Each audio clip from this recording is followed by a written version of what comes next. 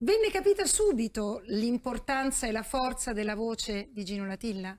Ma lui amava cantare, però il primo incontro che ebbe col maestro, che poi lo porterà appunto a questo contratto, che era Angelini, Sì. la prima volta che lo sentì cantare a Bologna, assieme al papà, perché dobbiamo ricordare che il papà di Gino Latilla era Mario Latilla, un grande cantante chapeau. degli anni 20 e Certo. 30. Lo sentì cantare e gli disse: lei cosa sta facendo in questo periodo? E lui disse: sto studiando. Dice: guardi, allora continui a studiare, perché lei nella vita tutto potrà fare tranne che il cantante. Le ultime parole famose. Ma beh, in ogni caso la storia è costellata di ultime parole famose.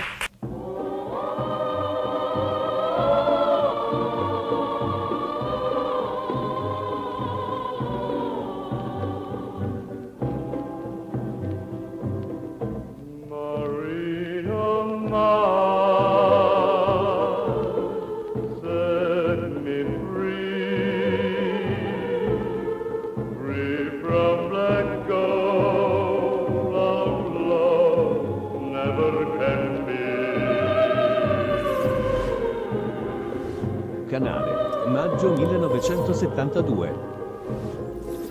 Was we leaving a dead drill for oil, precious black gold.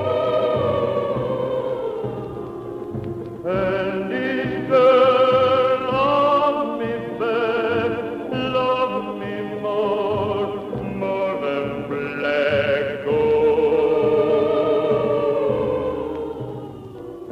I was caught in a web, just like a spider after the fly, and I knew what it was. I must leave or die. Marina mine, set me free from black gold.